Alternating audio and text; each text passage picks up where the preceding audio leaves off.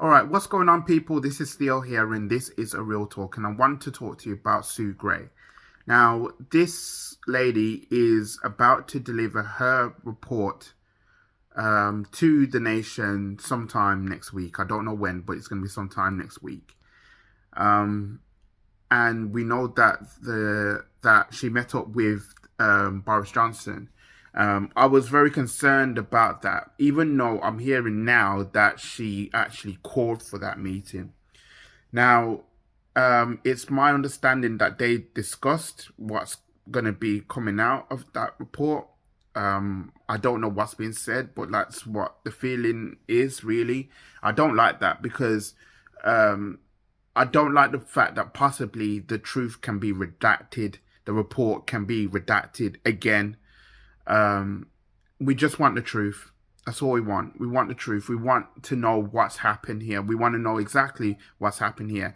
I want this report to name names, right? Name names of these people.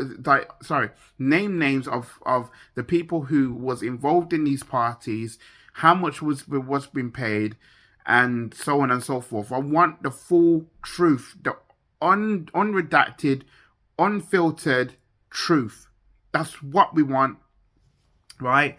And obviously, Boris Johnson obviously has only had one fine, just one fine, from the Partygate scandal, but obviously we've seen over time, right, that these people have not cared, not once, during this pandemic, because they've done some dumb decisions, like giving dodgy PPE, having to make these rules, which didn't actually make no sense whatsoever. Instead of doing things that are logical, right? And we all suffer from that, right? I'm angry for the people who have I'm angry for the people who have lost their loved ones, the ones that couldn't get to say goodbye to their relatives, as they were in hospital with COVID. I'm angry for the people who have, I'm angry for the people who have lost their jobs throughout this. I'm angry for a lot of people, right? And this report now needs to come up with something of a way of actually trying to actually get down to the bottom of this whole thing. So once and for all, we can say, all right, then this is what's happened and whatever. But the bottom line is, I still think, right, that Boris Johnson needs to go. He has tried to weather the storm as much as he can possibly can.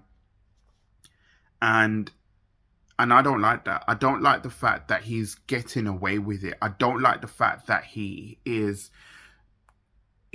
moving forward with the job, which he's not really doing that very well. Let's be honest, right? Don't get me wrong. Yes, he's done bits to help Ukraine, and it's great that he's done that. But obviously, we're going through a cost of living crisis, and nothing has really been done to actually really help these people. A 5p fuel repel.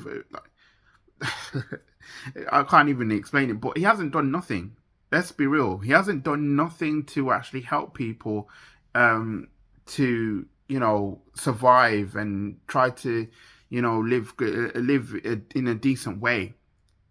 They would rather have people who would actually steal from stores and then give the powers the discretion whether or not to punish them or not. That's just like it's just barbaric and really disrespectful to the British people, right? We don't need that. What we need is the truth. What we need is someone who can actually display good leadership, taking things seriously, understanding where what's going on, how is it going to be relatable. That's the key word there, relatable. We need to have somebody who is relatable, right, to everybody. We can't have these Etonian, well-to-do people running the country like this when there's people out there who have been working hard, who have tried to get themselves to level up and do what they needed to do to further themselves. You know, it's no good for people to turn around and say, you know, people should learn how to cook properly. It's no good to turn around and say people should actually go out and get a better job. It's no good to say people should stop working from home and go back to the office, right? A lot's changed now. A lot's changed now, and a lot needs to be done to actually, you know, get things better. I had this discussion with my colleague the other day, and she was actually right on the money. Society has changed throughout the as we come out the pandemic. Society has changed, and I just hope that this report now can actually put an end to this scandal.